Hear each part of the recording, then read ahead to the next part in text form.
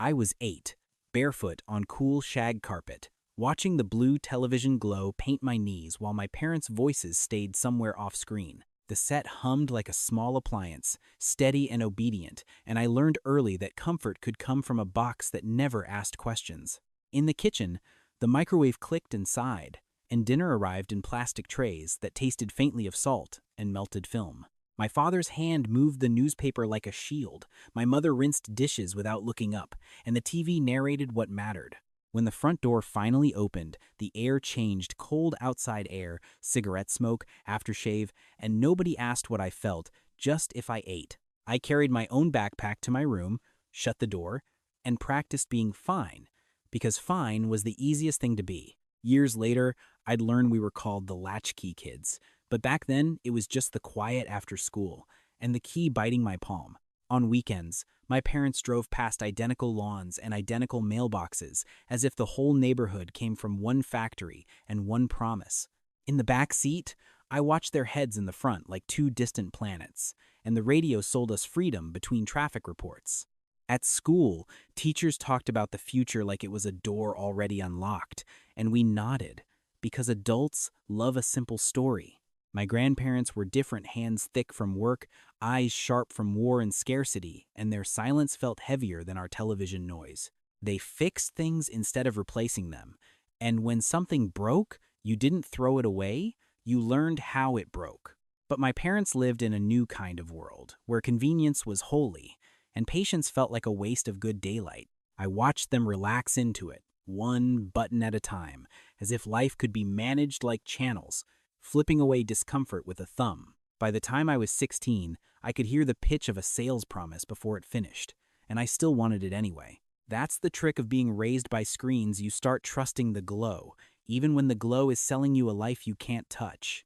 In my 20s, I met men who swore they changed the world, who wore old concert shirts like medals and called it wisdom. They laughed about cheap rent like it was a charming myth, and I laughed too, because laughing keeps you from asking who paid the bill. At work, they told us to grind, to be grateful, to stop complaining, and their advice landed like coins dropped into a locked vending machine. Sometimes, late at night, I still see that childhood TV glow on my knees, and I wonder what it taught us to worship. I remember the first time I heard a man say, "Just work harder," and he said it while leaning back in a chair someone else built. His office walls were lined with framed photos of protests and concerts, proof that once upon a time he had been young and furious. He talked about buying his first house on a single income, like it was a clever trick instead of the weather of his time. I went home and opened my laptop at the kitchen table, the screen light sharper than that old television glow. Rent was due. Student loans blinked red, and the numbers stacked higher than my father's old newspaper shield. I worked 2 jobs that year, one for rent and one for hope, and neither felt like enough. My friends and I stopped talking about houses and started talking about square footage like it was oxygen. We toured apartments with cracked tile and flickering lights, pretending to see potential where there was only peeling paint. On the drive home, I'd pass neighborhoods with wide porches and trimmed hedges, and wonder who still lived inside. Many of them did, kids grown, bedrooms empty, but the houses stayed full of memory and rising equity. At family dinners, the older voices told us to stop buying coffee and start buying discipline. I watched their forks pause midair as they described interest rates in the 80s like badges of honor. They forgot to mention tuition that cost less than a used car, and wages that rose like reliable tides. Instead, they told us about grit, about handshakes, about walking into a factory and walking out employed. I pictured that factory like a cathedral, doors wide open, machines humming, a future waiting behind a desk. When I graduated, I walked into offices with glass walls and digital badges, and the doors did not open the same way. Applications disappeared into portals, interviews dissolved into silence, and the future felt algorithmic. Some nights, I'd scroll through real estate listings like old postcards from a country that no longer exists. $21,000 median income, $550 monthly payments, 13% interest, and still manageable numbers from another climate. And here we were, staring at $415,000 houses and $3,000 payments, learning that math can feel like betrayal. At Thanksgiving, The conversation always circled back to sacrifice, as if sacrifice were a currency only one generation understood. My uncle would carve the turkey and talk about double-digit interest rates, shaking his head like he survived something biblical. I'd nod while checking my bank app under the table, watching my balance flicker like that old television glow.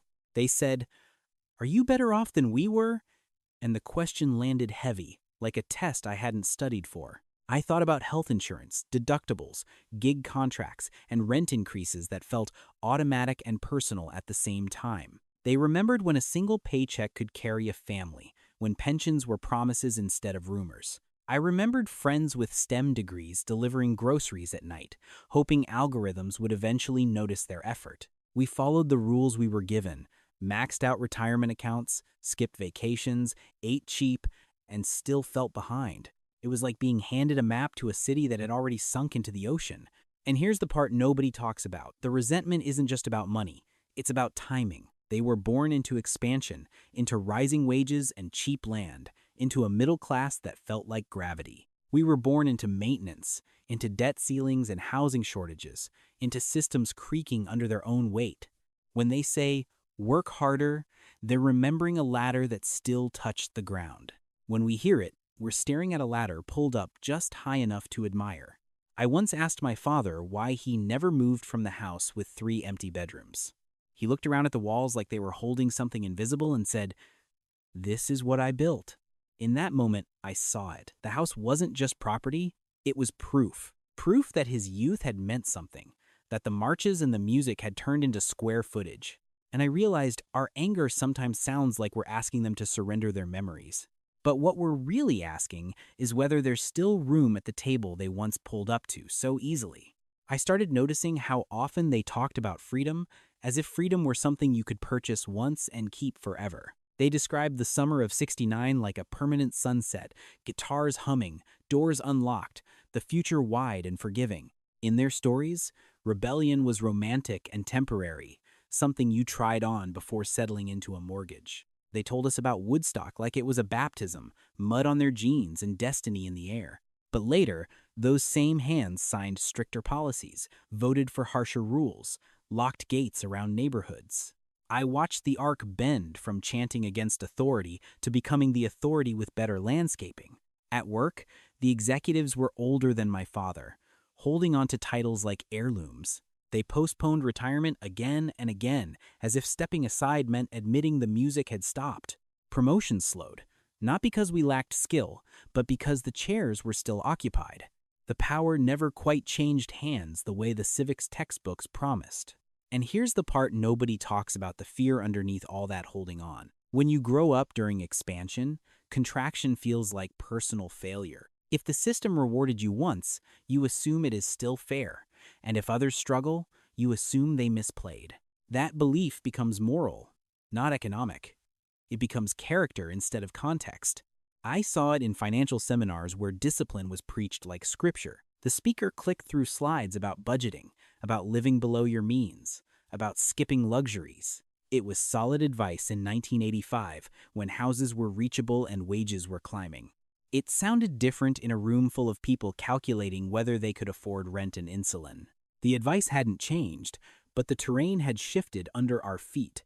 And somewhere between the glowing television of my childhood and the glowing spreadsheets of adulthood, something hardened. My mother still keeps the old television in the basement, even though it hasn't worked in years. Sometimes I go down there, flip the dead switch, and wait for a glow that never comes. It reminds me how easily we mistake a familiar light for a reliable future.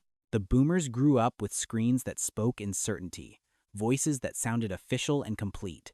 News anchors delivered the world in calm tones, and commercials promised happiness in 30 seconds. If the box said it was true, it felt true, and skepticism never had to grow strong muscles. Decades later, I watched them scroll on tablets, absorbing headlines like communion wafers. They warn us not to believe everything online, while forwarding chain emails to everyone in their contacts. It isn't stupidity, it's a lifelong habit of trusting the glow. The television raised them on convenience and consumption, and that wiring doesn't simply fade. When I hear younger voices call them narcissistic, I think about that wiring. If you are taught that the world exists to serve you, It is hard not to internalize the script. Post-war prosperity wrapped around their childhood like insulation, thick and warm. Wages rose, unions negotiated, tuition stayed cheap, and the middle class expanded like breath. Adulthood arrived with opportunity already set at the table. You could graduate high school, shake a hand, and walk into a job that paid enough to buy land. A single income could support a stay-at-home spouse and 2 kids and a dog. Hard work mattered, yes, but it moved inside a system that was moving with you. That experience becomes your baseline, your definition of fairness.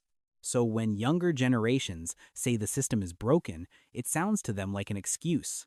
In the 90s, we watched our parents reinvent themselves, trading protest songs for property taxes and rebellion for retirement plans.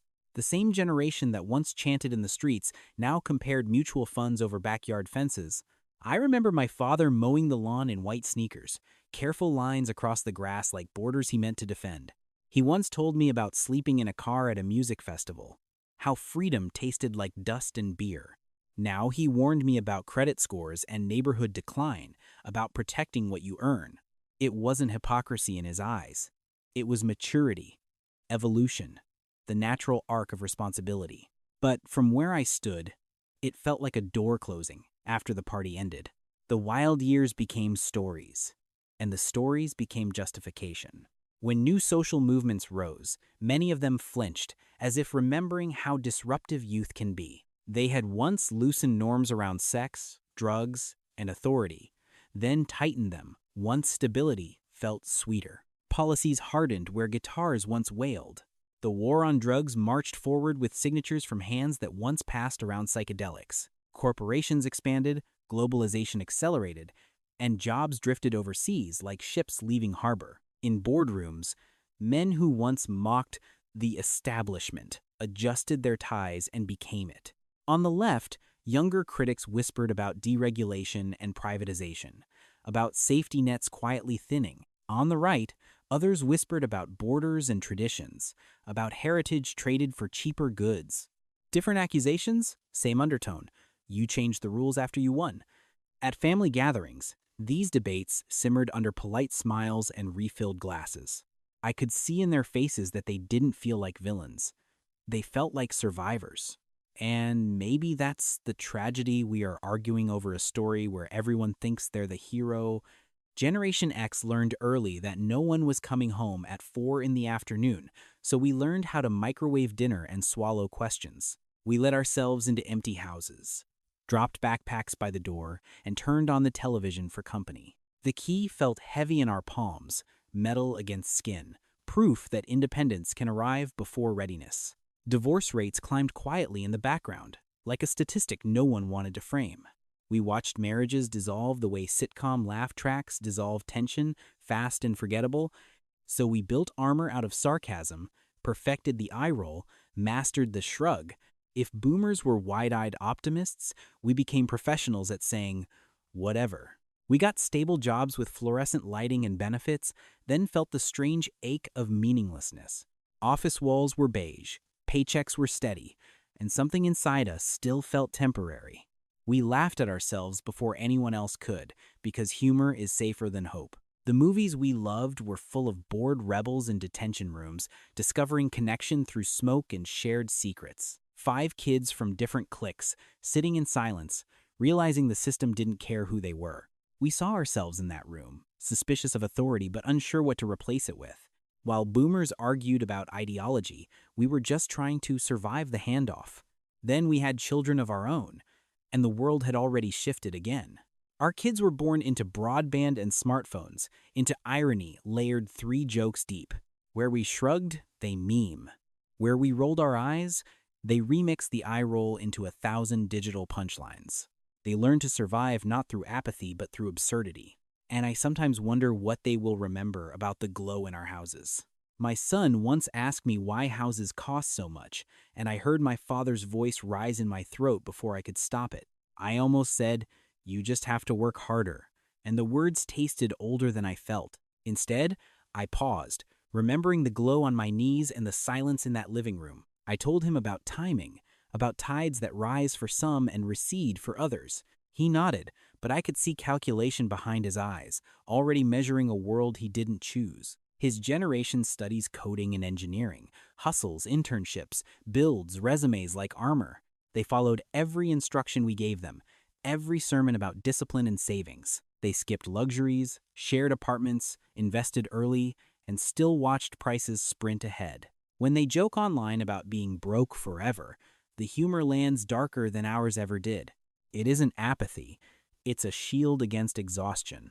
I see them juggling gig work in graduate school, refreshing job portals at midnight. I see them hesitate before dating seriously, calculating whether love can survive rent. The dream of a house with a yard now feels like historical fiction. And yet, the advice from older voices remains unchanged, polished, and repeated.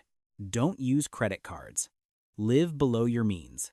Buy what you can afford.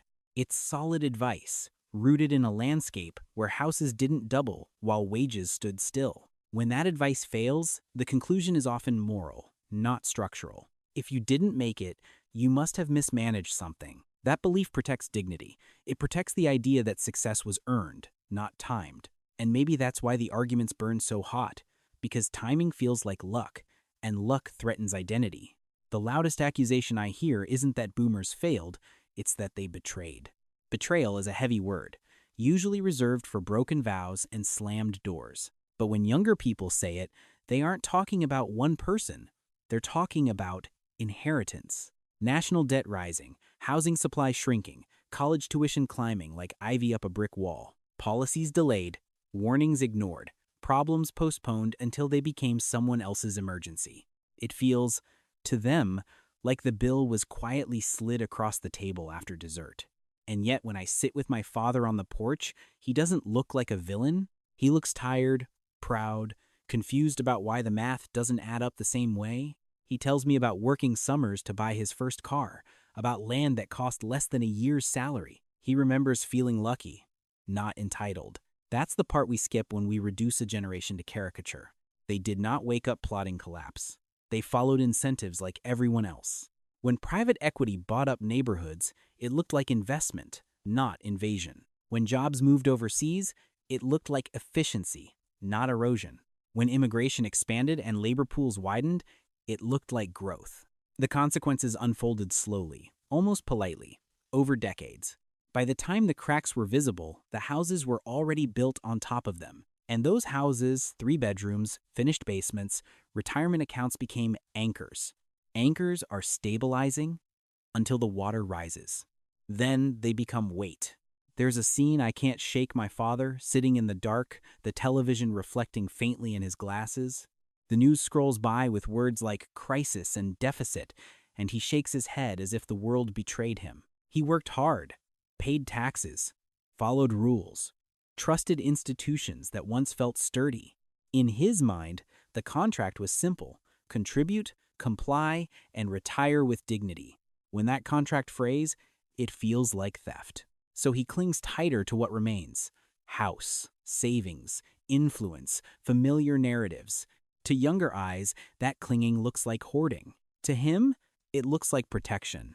The loudest fights between generations aren't really about coffee or avocado toast. They're about whose version of reality gets to define what fairness means. If you grew up during expansion, you believe the system rewards effort. If you grew up during stagnation, you believe the system extracts it. Both perspectives feel obvious from the inside. That's why the arguments escalate so quickly. They are defending identities, not spreadsheets. I've seen older coworkers scoff at young hires asking for flexibility, calling it entitlement.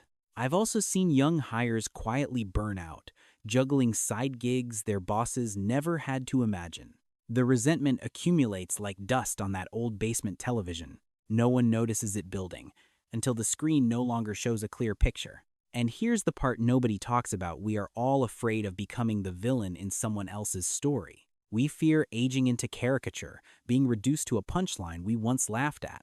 I think about that 8-year-old version of me, knees lit blue, believing the box in the corner understood the world better than I did. He didn't know about trade deals or deregulation or housing supply curves.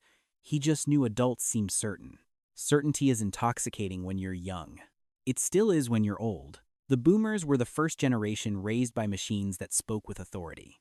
Television became a quiet third parent, narrating heroes and villains in tidy arcs. When you grow up consuming stories instead of negotiating them, you inherit the logic of the screen.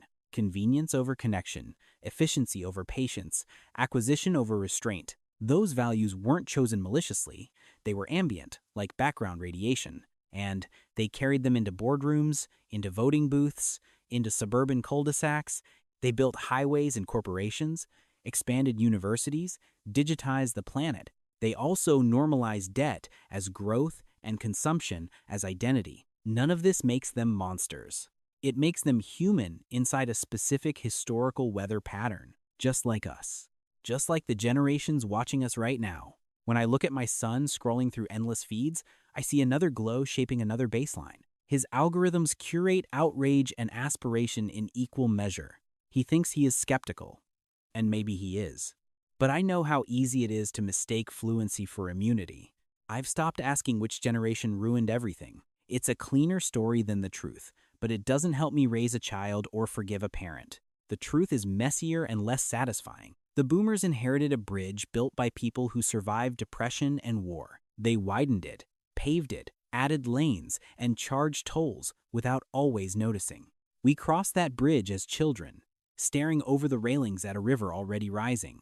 Some of us made it across with solid footing. Some of us slipped between planks, loosened decades earlier. Now Generation X stands in the middle, looking both ways. Behind us are parents who believe they built the safest crossing possible. Ahead of us are children asking why the boards creak. We are the bridge generation, not as loud as the rebels before us, not as ironic as the digital natives after us, but positioned between certainty and skepticism.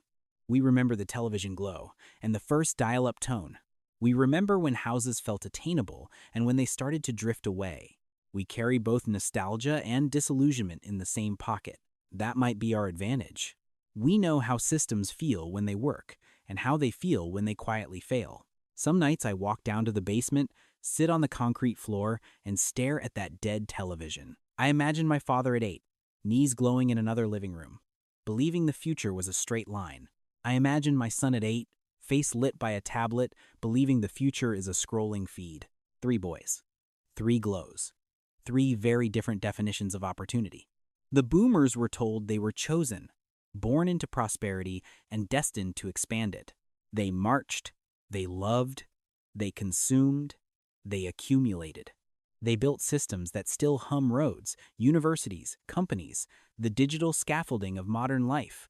They also left contradictions baked into those systems. We inherited both the hum and the tension. It is tempting to reduce them to villains, to make resentment feel righteous. It is tempting for them to dismiss us as entitled, to make dismissal feel protective. But history is rarely a courtroom. It is more often a relay race. The baton is never perfect when it changes hands. Sometimes it is cracked. Sometimes it is heavier than expected. Generation X stands mid-bridge, mid-race, mid-story. We can choose to drop the baton in bitterness, or we can adjust our grip. We can teach our children not just to chase growth, but to question the terrain. We can remember the glow without worshiping it. And maybe that's how we make a better world, not by blaming the bridge, but by reinforcing it before the next feet step forward.